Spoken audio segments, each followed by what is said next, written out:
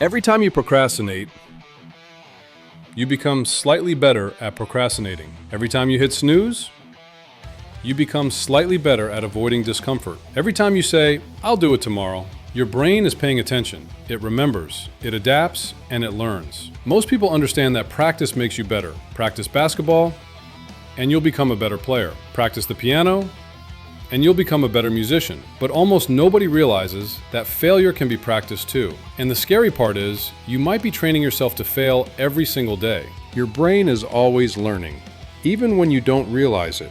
And it learns from one thing more than anything else: repetition.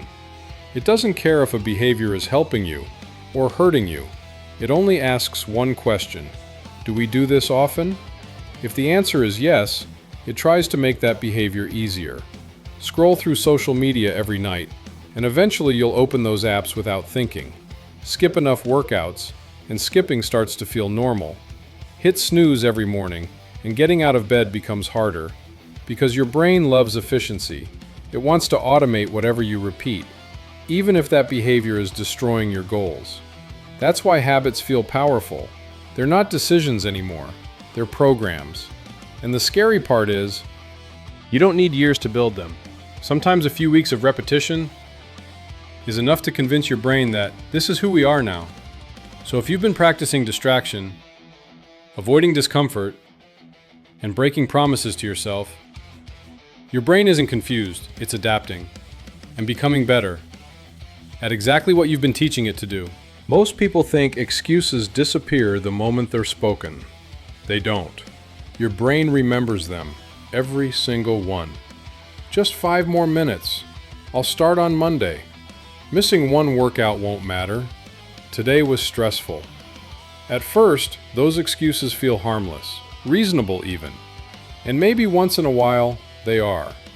But the real problem isn't the excuse itself, it's the lesson behind it. Because every time you avoid discomfort and immediately feel relief, your brain makes a connection. It learns that excuses work, that discomfort can be escaped, that promises can be broken, and that nothing bad happens afterward. So the next time you face resistance, your brain doesn't search for action.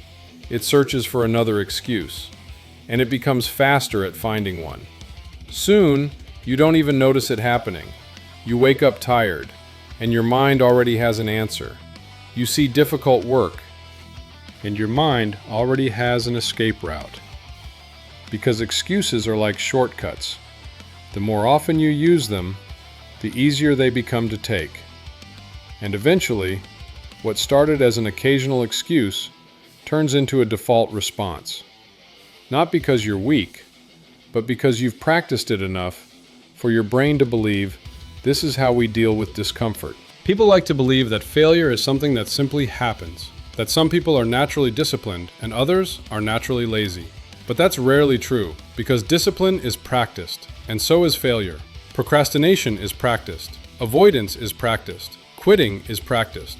Think about someone learning basketball. At first, they miss almost every shot. But after hundreds of attempts, their aim improves. Not because they wished for it, but because repetition changed them. Now imagine practicing something else. Avoiding difficult conversations. Closing your laptop whenever work becomes uncomfortable. Reaching for your phone the moment boredom appears. Telling yourself, "I'll do it later."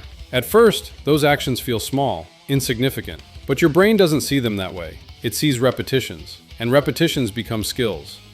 That's why some people become incredibly good at distracting themselves. Incredibly good at finding excuses. Incredibly good at giving up. Because whatever you repeat, you improve. And maybe that's the most uncomfortable truth of all. You might not be failing because you can't succeed. You might be failing because you've been training for failure for years. The good news is, your brain doesn't only learn failure. It learns success too. Every small action leaves a trace. Making your bed, reading 1 page, doing 5 push-ups, writing for 10 minutes. They don't seem impressive. They won't change your life overnight, but that's not their purpose. Their purpose is to teach your brain something new, to teach it that you follow through, that discomfort isn't something to escape, that promises can actually be kept. And every time you complete a small task, you collect evidence. Evidence that you're capable, evidence that you're reliable, evidence that you're becoming someone different. People often underestimate tiny wins, because they focus on results. They want visible progress, bigger muscles, more money, a better life. But before you get those things, you need to become the person who deserves them. And that transformation starts much earlier. It starts the moment you prove to yourself that you can do what you said you would do, even when it's small, especially when it's small. Maybe that's the question most people never ask themselves. Not, what do I want?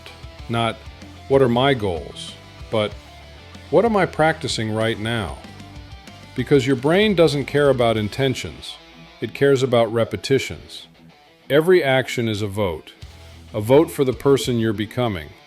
Every excuse is a vote for avoidance. Every delay is a vote for procrastination. Every small promise you keep is a vote for discipline. And after thousands of votes, you won't become the person you wish to be. You'll become the person you practiced being. So ask yourself, what am I rehearsing today? Success or failure? One day, you'll wake up as the person you've been practicing to become. Not the person you dreamed about. Not the person you planned to become. The person you repeated. Because your brain is always learning, always adapting, always paying attention. And every action teaches it something. So be careful what you rehearse, because you don't become what you want. You don't become what you promise. You become what you repeat.